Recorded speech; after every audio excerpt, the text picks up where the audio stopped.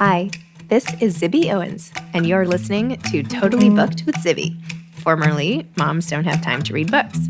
In my daily show, I interview today's latest best-selling, buzziest, or underrated authors and story creators whose work I think is worth your time.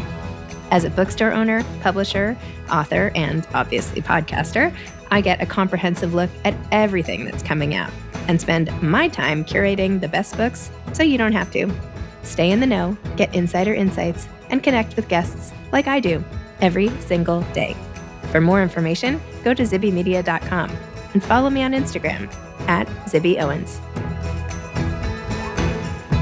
Kate Hash is the author of Gracie Harris is Under Construction, a novel. Kate is a Chapel Hill, North Carolina-based debut novelist who enjoys creating and consuming stories about dynamic women, unexpected relationships, and the complexity that comes with entering midlife. She has lived in Italy, run a business, and even appeared on an episode of House Hunters International, one of her favorite Two Truths and a Lie facts. During her 4 years abroad in the early 2010s, Kate operated a popular travel blog and contributed guides to the much-beloved Design Sponge. Kate is currently the Assistant Vice Chancellor for IT at the University of North Carolina and is mildly obsessed with college towns and the creative energy they produce. Welcome, Kate. Thanks for coming on Totally Booked to talk about Gracie Harris is Under Construction, a novel. Congrats. Thank you. So happy to be here. So this is so crazy. You came on our retreat in Palm Springs and happened to mention, you're like, oh yeah, actually I wrote a book and actually the book is coming out. And I was like, oh, that's so nice for you. You're like, no, it's like coming out in a big way from Dutton and and WME. And I was like, oh, okay. So I couldn't wait to read it. And now I read it and I was like, oh my gosh, I love your book. Love, love, love, love. Thank you. And you were just like bopping along like any other retreater at one of our events. Not to say there's anything wrong with the retreaters, but just like you're a fabulous writer. Oh my gosh. Oh my goodness. Thank you so much. That means so much to me. Okay, tell everybody what your book is about. Oh my goodness. So my novel tells the story of Gracie Harris. She's a 40-year-old mother of two whose entire existence is kind of rocked, first by the unexpected and tragic death of her husband, Ben, and then by this new version of her life that sort of quickly emerges when she writes a modern love essay, and it goes completely viral. And she finds accidental internet fame, which I think happens a lot to people these days. And she sort of has to navigate that fame in tandem with her very real, very visceral grief over this huge sudden loss that she's had. And readers meet Gracie a little over a year after this has all happened, when she has sort of dealt with everything and nothing as it relates to her grief.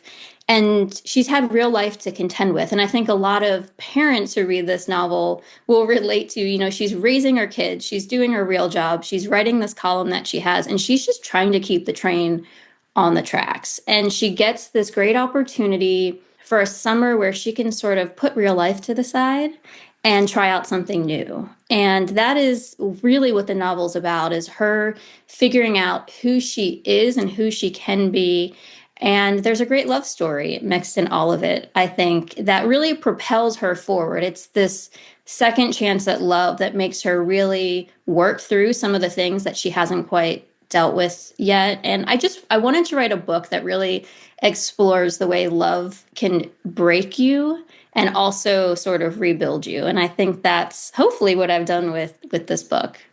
Wow. Well, this is also so meta to be interviewing you about this, because such a big part of the book is Gracie preparing for interviews with Josh as he asks her all these questions and she answers them, which PS is a really clever device in fiction, right? To get to hear a backstory without saying it. But anyway, so she's prepping the whole time with interview questions. And I'm like, wait, but now this is one of those interviews that Gracie would do at noon. And now I'm the interviewer and you're representing Gracie. I don't know. Very cool. I know it's so meta. I was like, oh my gosh, I hope, because of course the opening scene is she sort of just melts down, right? Yes, and I was like, I just have to make sure this doesn't happen at any point, so I don't go viral when I do an interview. No, you're not going to. And in truth, she felt like she did a horrible job, but there was a lot of humanity in that moment and a lot of people relating to the meltdown that she had because, of course,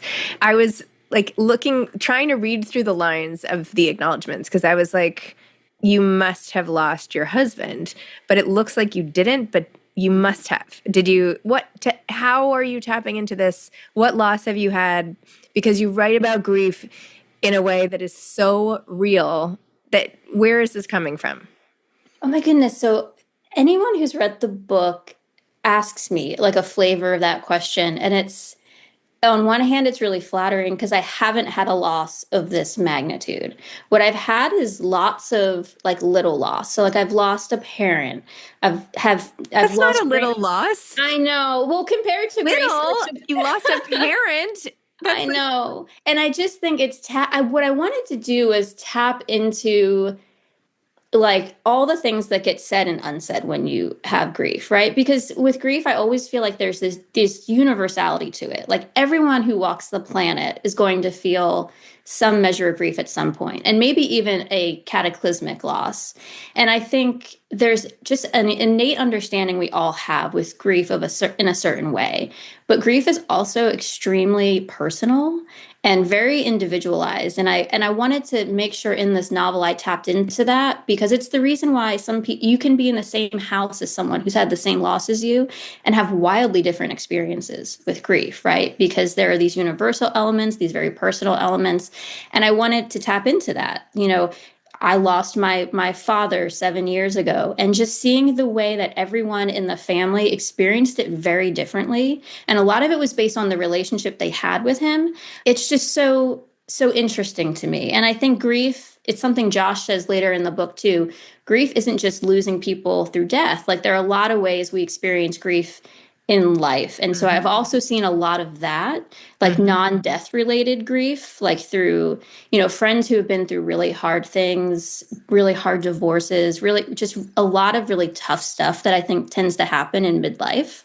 And so just tapping into that as well. Oh my gosh. I also, by the way, thought you were like 25 years old. Oh my goodness, thank you. We're best friends now. I'm going to just call it. I know. I'm like, wait, I could have sworn that girl was so young on the retreat. But anyway, oh my gosh. Okay. So in addition to everything Gracie's going through, she is also writing a memoir, and you are writing a novel. So just to add another meta level. And she is making time for writing. She's going to the coffee shop, chatting with Sunny. Like she's trying to get her words in. She's doing publicity for the book. So there is very much an insider writer thing, but yet this is your debut novel. So how are you getting all of that in here? I was just sort of imagining what it would be like. And it's been very interesting for me now to see the parts where I was like, oh, yeah, I totally got that right. Oh, and this happens a little differently, or at least it is for me, right, in this experience. I think also because I had never been through it before, I actually think that really was helpful to me in imagining what it would be like for Gracie, right? Because she's going through it all for the first time. It's sort of this new adventure for her. And she has her agent hand holding her through it all, like sort of shepherding her through the process. But it was also imagining, because my writing process is different than Gracie's, right? So trying to think through like what it would be like if I had an endless summer just to write, or if I sort of got to reorient my mind, if I was trying to tell my own story as opposed to a fictional story too. Because I think one thing Gracie struggles with is just how much of herself to share. She wants to be authentic and she wants to share what's really happening in her life and what she's been through. But the reader knows early on that she's also deeply trying to protect herself as well. And she has the essays every 2 weeks. I don't know. I feel like I was overwhelmed. Like I'm writing it because I need her to feel overwhelmed, right? Because I think I want people to relate to that overwhelm as well. Because every mom I know is operating at like, they're one additional thing from just cracking, right? And so I really wanted to like bring that to the table as well. Oh my gosh. Well, you have so accurately captured this life, the fears, the how you have to bring in your own emotions, and sometimes Gracie has to like make time for that, even if it's not in the plan, like the things that seep in and when and all of that. And then you also do such a lovely job of introducing us to this fictitious town of Canopy and small town life and what that's like. And encouraging others to take an interest in other people, which is also a really beautiful thing in the book. And I know it's Josh encouraging Gracie, but it's really you, Kate, encouraging the reader to like ask a question of the woman in the coffee shop and teaching us all the art of small talk. Talk a little bit about that. Oh my goodness. So I love small towns, and I think that small towns can get just a bad reputation, right? Oh, nothing happens in small towns.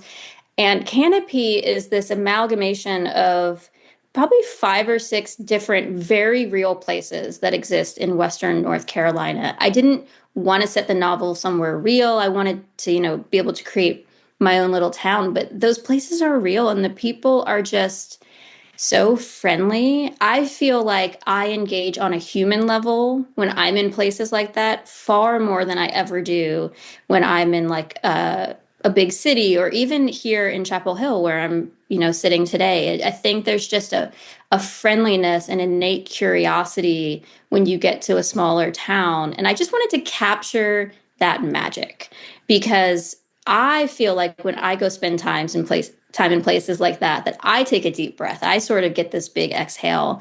And I think a lot of people would convey that as well. But I wanted the town to feel just like I wanted you to want to go there. Be I like, do. oh, I need to go. I need to go and I need to buy a house there and take a renovation project. I Right. need Josh, but I need the reboot of that experience. And she's learned so much about herself, and it's literally and emotionally a rebuilding for her. Mhm. I love your title. Now it has 1,000 meanings, but when like taking this old house and restoring it and making it her own and all of that, it just has so many layers. And the house itself, I feel like I could visualize. When she's like, I think this wall could use wallpaper. I'm like, yes, it could. I was thinking the same thing. Yeah, the sense that she, for the first time in a long time, is essentially making her own decisions. And Hmm. I think that is a really unique feeling. Like even as I was writing it, I was like, what would it feel like if I didn't have someone to like bounce my ideas off of all the time? Because I've been married for like 15 years. What would it be like? And just I love the house. I love the idea that also the set, even though it's known to her, the setting is fresh. It allows her to step outside of her comfort zone because for her, of course, I've said it in Chapel Hill. Like she lives in Chapel Hill. That has been her familiar territory, but it's also been a cocoon, right? She's been protected there in a way that's different, I think, than how she's sort of protected in Canopy. And there's also, which you have the kids feel as well, sometimes you don't want to be the one known as the person who's grieving, that you don't want everyone to meet you with a compassionate look on a day that maybe you just want to run in and grab a muffin and you don't want to think about it or talk about it, you just want to live. And Yeah. sometimes when you've had a very public loss and written about it very publicly, which Gracie has done, you don't have the luxury to just be anonymous. Like talk a little bit Mhm. about that. And when you had the loss of your dad, and I'm so sorry to hear that, is that something you felt like in your town? Was like, where is that? Tell me about that. Oh my gosh, I remember feeling that in the workplace. So, Mm. like, it's kind of like everyone knows the worst thing that's happened to you. And it's just this unspoken thing, or people stumble and they'll say things, and everyone has good intentions. And then before you know it, you're sort of like managing the emotions of other people. It's like, oh, no, no, it's okay. I'm Hmm. doing well. And you're not, right? Because you're falling apart on the inside. You're trying to go through life. And so I wanted to capture that and imagine what it would be like for Gracie, which is sort of this like next level loss. She's lost her husband, but then I really love that you've pointed out the kids' experience too, right? Because I think as a mom, you're imagining like what she needs to deal with is always going to be second to her kids. Like you can just feel that in the novel. Like she has prioritized what her kids need to process and go through, and she just loves them so much, right? And so, her grief is always second to it, but just this idea that her hometown or where she lives has protected her, but it's also in some ways suffocated her. Like you can feel it. Like Hmm. She's just ready to go somewhere new. And I think is hesitant at first in Canopy for too many people to know her too well, right? Because when she has that air of anonymity at first, yeah, they sort of know her as like the grief lady, right? Because of course James has like helped make sure everyone know who she is, but it's different. It's not personal, and I think there's a freedom in that that really helps her. There's something to be said for just getting somewhere new where you can say, "Oh, I've recently, lost someone," but there's no connection to the someone, right? And there's no connection to you. And I think that's given her at least a chance for a deep breath. So, wait, Kate, take me back into your own life. Like, how did you become a writer? Where did this come from? Now I'm like self-conscious because some of the interviewers, you're like, they jumped around so much. I'm like, do I jump around in my questions? I don't know. Like, are these really like non sequiturs? I have to be careful. But anyway, Oh, that's so funny. tell me about your life and how you became an author. Oh, goodness. So I've sort of been a writer my whole life. It's just looked a little different. So when I was younger, so high school, college, I was really into journalism. So my degree is in journalism, and for the longest time I wanted to be a journalist. And then I got to college in Washington D.C. and I sort of looked around and I realized that even at the time in, 2002, journalism was like a prestige career, and I had grown up in a blue collar environment. I had seen people sort of work paycheck to paycheck. And I was like, oh, I need to make sure I can pay bills in my life. So I took my journalism degree and went into marketing and public relations, which then turned into IT. Like that jump was with digital marketing. And then I've had this really wonderful career in the IT space, but I've never stopped writing throughout. So for 4 of those years, my husband and I lived abroad in Italy, and I had a pretty widely read blog that I wrote while we were there. And that was just more like sharing our experiences. And then even my job, like I still communicate a lot, even though it's an IT job. So it's always been there. But I will say, writing a novel was not like a bucket list thing for me. The idea sort of forced itself on me. Like Gracie's story just came to me and it percolated in my brain for months before I was like, oh, I think I should try to write something. And so that's how we got here. But I've always, I have training in writing. So when I finally decided to try it, it wasn't like I was starting from zero, but I had also never tried to write anything over a short story before. Hmm. Well, then that all makes sense too, because of all the journalists in the book and her writing in the New York Times and this. Did you have to get approval from the New York Times, by the way, for this fictitious column? I think we did. And actually, initially, I had it as, I mean, anyone who's ever read Modern Love would have been like, oh, that's just a placeholder for Modern Love. And I remember my editor saying, is this supposed to be Modern Love in the New York Times? And I was like, yeah. And she said, I think we can use this. Oh. And so we were able to, yeah. Which I think is so much better because I do think Modern Love is such a cultural touch point Mm-hmm. that it instantly, for anyone who regularly or even occasionally reads it, when you learn that's what Gracie wrote, it sort of just clicks in your mind. I think you have a better picture of the significance of what she's written. Hmm. And I also love that Gracie is unapologetically attractive. Like she has a moment where she's like, and I knew my butt looked really good. And I'm like, you know what? Bravo. Because nobody ever, not, I shouldn't say nobody ever. It's so rare to find someone who feels great about their body as a protagonist of a novel. Tell me about that. Yeah, so part of that was it was really important to me that it was clear to the reader that her marriage with Ben was very healthy. Like she had a great marriage, right? And I think part of that is she sort of grown up with him, right? And I mean, so I met my husband in college, right? And like your bodies change, right? Your appearances change. She's had children, but she has in a healthy marriage where she has felt so validated, right? And loved. And I think she has a confidence that comes from having a great partner. And I really wanted to capture that. So when she starts dating again, right? She's out there and she's getting dates. Like she's going, even though she hates it at first, right? She's having this experience of dating and meeting people and trying to decide like what is her type, right? Like she's Her type is not the same as it was when she was, 18 years old, right? And yeah, just I think I struggle when I read books and there's like a lot of body hatred, right? It's just a struggle point for me. And Gracie is broken in a lot of ways.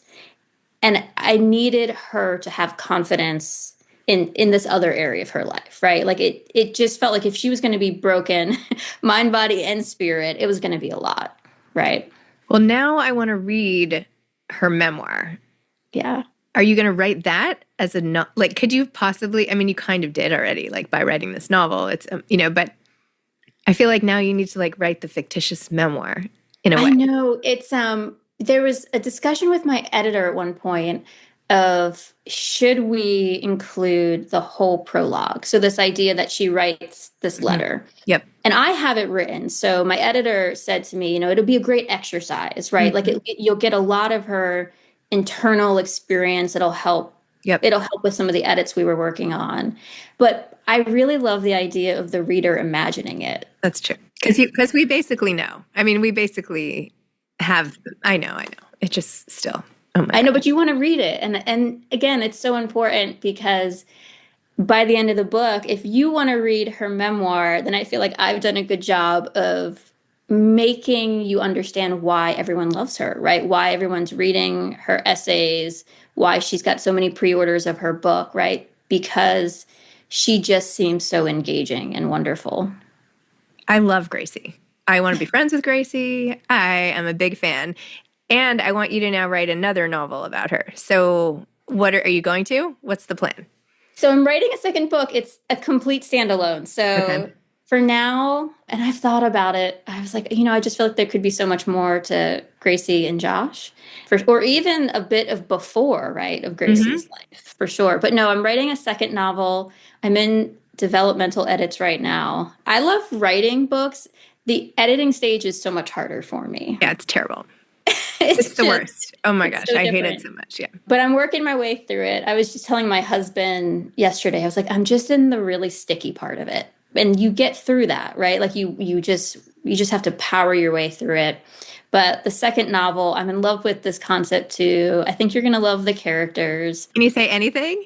Yeah, so it is a story. It's a platonic love story and a romantic love story. The platonic love story it's an intergenerational love story about two women who meet each other on a plane. It's like the opposite of a meet cute. It's a meet terrible. And, this 38-year-old woman and the 72-year-old woman just get in a fight on a plane and develop this accidental friendship as a result. And the main character, Andy, becomes deeply wrapped up in this woman's life, falls in love with one of her children, but it's very complicated. It's all very complicated with the love story, both love stories, actually, the platonic one and the romantic one. And I love intergenerational stories where we're just so caught up in how we do or don't get along.